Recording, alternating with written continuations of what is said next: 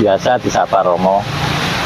Kali ini acara kami adalah acara Banpol, Banyolan Politik.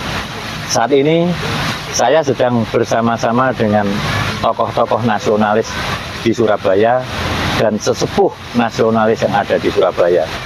Saya perkenalkan sebelah kiri saya Mbak Diana, sesepuhnya Pak Poh, dan Mas Diki untuk mewakili kaula mudanya.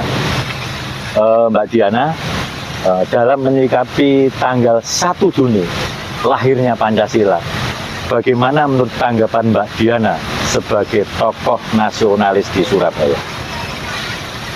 Sebetulnya ngomong tokoh nasionalis itu saya ini rotok jadi grogi, Pak. Tapi begini, bicara dari skupnya saya sebagai Ketua Arek Surabaya Bergerak, sebagai barisan nasionalis, saya merasa bahwa Pancasila sebagai asas landasan negara Indonesia. Dalam hal ini jangan hanya menjadi slogan. Betul. Karena terkait kenapa saya bicara slogan, banyak sekali indikasi-indikasi untuk mengganti Pancasila sebagai ideologi negara. Itu yang pertama. Iya. Yang kedua, kita harus sepakat bahwa siapapun di balik gerakan yang ingin memporak-porandakan hal tersebut, harus kita amini bahwa mereka adalah pengkhianat bangsa. Jadi saya berharap semua barisan nasionalis sepakat untuk itu. Sehingga ketika kita maju melawan, ada satu kesamaan goal perjuangannya. Tapi begini Mbak Diana, akhir-akhir ini kan banyak mereka kaum yang ada di jalanan di sana lebih banyak menentang persatuan NKRI, kebinekaan itu. Bagaimana tanggapan Mbak Diana? Nah, tanggapannya pasti gregetan, Mbak. Cuma apa sih yang harus kita lakukan kan gitu? Apakah kita sebagai rakyat ini hanya sekedar silakan berbicara, silakan berteriak, tetapi tidak akan maksimal kalau kita juga tidak didukung oleh semua elemen masyarakat terkait, khususnya pejabat terkait. Banyak gerakan-gerakan kita yang ingin selalu untuk menguatkan rasa Pancasila itu sendiri dalam hati kita masing-masing, dalam setiap gerakan kita, tapi kita sulit mendapat dukungan. Kalau menurut Pak Poh sebagai Pinispo di Surabaya, mengenai lahirnya Pancasila, Pak Poh mungkin bisa banyak bercerita karena Pak Poh juga usianya sudah cukup lanjut. Dan saya juga berterima kasih Pak Poh tetap mau bergabung dengan kami yang sangat muda. Monggo Pak Poh. Pertanyaan yang disampaikan pada saya bahwa Pancasila lahir tidak demikian saja, tidak begitu saja, tidak tiba-tiba. Ini dari pemikiran yang panjang oleh seorang proklamator Soekarno. Ketika Bung Karno pertama dibuang penjajah ke ND tahun 33, di sana Bung Karno berpikir suatu saat negara Indonesia harus merdeka. Dan kemerdekaan ini apa yang menjadi dasarnya? Disambung lagi, Bung Karno buang lagi di Bengkulu sampai mendapatkan jodoh ibunya Bu Mega Fatmawati, iya, dan beberapa anaknya. Lanjut Pak Poh, lanjut. Ya, untuk lahirnya Pancasila ini adalah harus kita perjuangkan, harus kita pertahankan, karena Pancasila ini satu-satunya asas dasar bagaimana kita membentuk negara kesatuan Republik Indonesia. Dan Pancasila ditetapkan sebagai dasar negara pada tanggal 18 Agustus setelah proklamasi kemerdekaan tanggal 13 Agustus dari BPUPKI. Tadi Pak Poh kan mengatakan bahwa Pancasila itu datang tidak secara tiba-tiba. Bagaimana proses panjang Bung Karno itu sampai di penjara, dari penjara satu ke penjara yang lain. Bagaimana asas Pancasila ini kalau kita hadapi saat ini, Pak Poh? Kalau kita melihat satu persatu dari butir-butir Pancasila. Di sana terlihat bahwa Pancasila adalah manusia Indonesia adalah manusia yang berketahanan yang Maha Esa. Betul.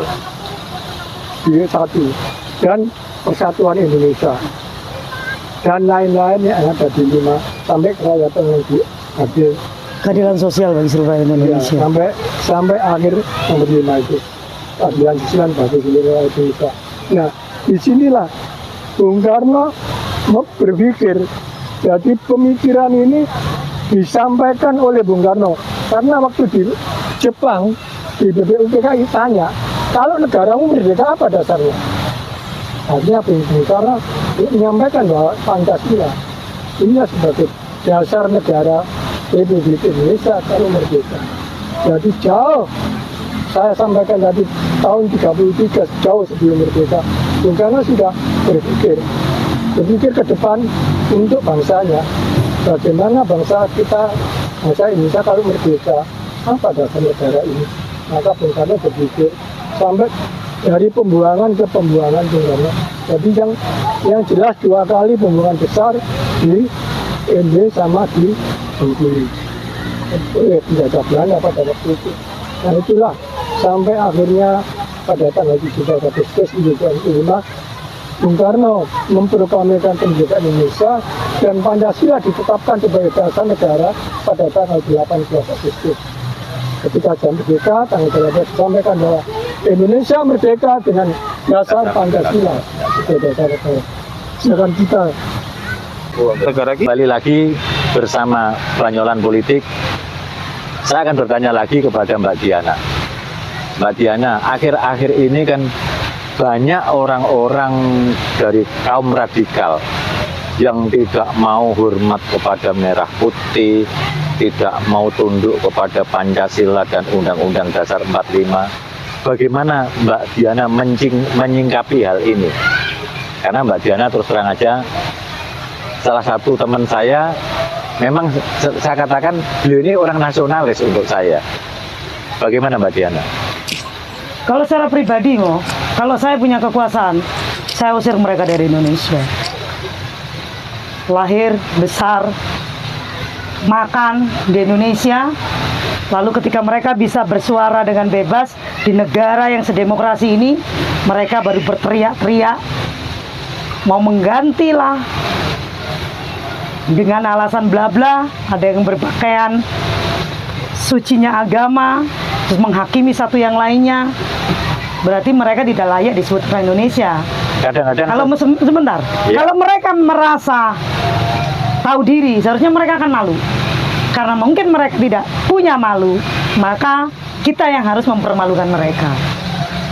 satu hal sebetulnya para kaum nasionalis bisa menyingkapi hal ini Mbak Diana, karena kalau dibiarkan terus-menerus Indonesia ini akan runyam.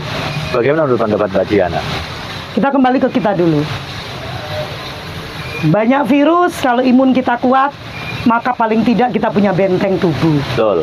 Kalau baju kita kotor, maka baju itu harus dicuci Ya, dengan sabun supaya bersih dan bisa dipakai kembali. siap. Kalau pemahaman kita, pemikiran kita yang kotor, tercemar, maka pemikiran kita harus dicuci bersih. Betul. Dicucinya pakai apa?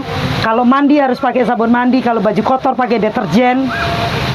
Sekarang deterjen pemikiran kita yang kotor, memahami kita sebagai orang Indonesia dan bagaimana bersosialisasi sebagai warga negara yang baik. Kembali lagi, sabun kita adalah Pancasila, kepada nilai-nilai dasar Pancasila.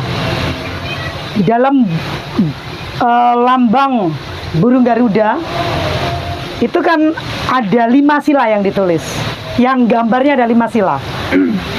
Ya kan? Betul, Kenapa Mbak. ada 5 sila? Ya. Pohon beringin mengayomi karena persatuan Indonesia. Ya. Salah satunya begitu. Di bawah cengkraman kaki ada Bhinneka Tunggal Ika. Berarti ketika menjadi orang Indonesia harus siap dengan perbedaan yang ada. Betul. Ketika perbedaan itu tidak menyalahi falsafah negara yaitu Pancasila itu sendiri, maka siapapun orang Indonesia wajib menghargai. Betul. Karena kemerdekaan itu diperoleh dari setiap anak bangsa yang berjuang. Tidak ada bicara agama, tidak ada bicara etnis. Semua ikut memerdekakan Indonesia. Betul. Sekarang saya ganti Pak Po. Pak Po ada.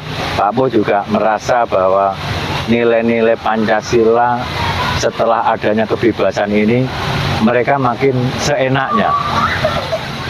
Kalau menurut Pak Po bagaimana? Karena sekarang kaum radikal sudah bermunculan di mana-mana. Monggo Pak Po.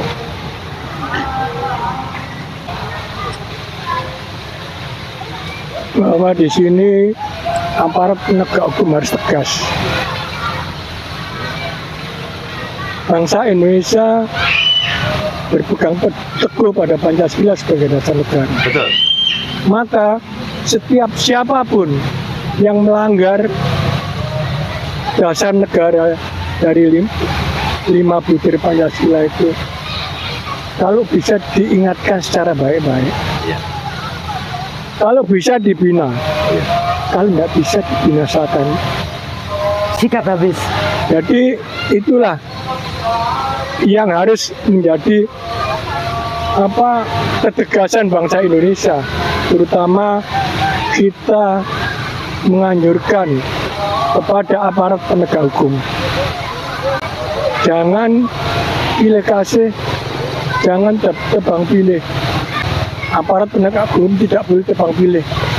Jadi siapa saja yang salah harus dihukum. Penegak hukum harus tegas. Dalam hal ini baik kepolisian, kejaksaan, dan lain-lain pemerintahan, alat negara harus tegas dalam membentengi Pancasila yang ditetapkan sebagai dasar negara. Tidak boleh tidak. Kalaupun ada rencana-rencana dari kelompok-kelompok yang lain, misalnya ada isu bahwa Indonesia akan diganti menjadi negara khilafah, itu harus ditentang. Harus bangsa Indonesia harus berani. Di antara Pancasila sudah ada agama, ketuhanan yang Maha Esa itu meliputi 6 agama yang Diakui oleh negara. Kalau salah satu agama mau menang sendiri, tidak boleh. Kita harus punya, walaupun mayoritas bangsa Indonesia agama Islam, nah kita harus tahu diri, memberi ruang kepada seluruh bangsa Indonesia apapun agamanya untuk mengisi kemerdekaan yang telah diproklamirkan oleh pendahulu kita, oleh Soekarno-Hatta pada tahun 1795, dan Pancasila ditetapkan sebagai dasar negara tanggal 18 Agustus. Saya kira itu. Ya. Terima kasih. Ya. Saya bertanya lagi yang terakhir kepada Mbak Diana. Tadi Pak Po kan mengatakan bahwa sekarang ini orang ingin mengganti negara kita ini negara khilafah dan mau melupakan Pancasila, Undang-Undang Dasar 45 dan merah putih. Bagaimana tanggapan Mbak Diana? Saya sudah bilang sebaiknya ya mereka pergi dari Indonesia. Tapi karena mereka tidak tahu diri, jadi harus dipahamkan. Dipahamkannya dengan bagaimana? Silakan pemerintah membuat undang-undang gitu ya, yang jelas DPR RI bersama pemerintah membuat satu ketentuan hukum yang jelas tentang siapa aturan-aturan masuk dalam hal apa, pengkhianat bangsa itu seperti apa. Sasarannya ngono. Kalau kamu melakukan yang tercantum di situ, Sanksinya jelas. begini. Sanksinya begini. Nah, gitu kan. Oke, terima kasih Mbak Diana, Pak Po, dan Mas Diki. Saat ini bincang-bincang kita tentang 1 Juni lahirnya Pancasila dengan teman-teman di Arek Surabaya Bergerak.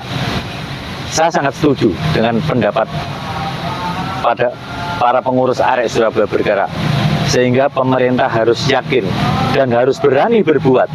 Kalau mereka berani melawan, tidak hormat kepada Pancasila, Undang-Undang Dasar 45 dan merah putih, kata Mbak Diana, sebaiknya kita binasakan. Hidup Arek Surabaya Bergerak. Mereka Merdeka.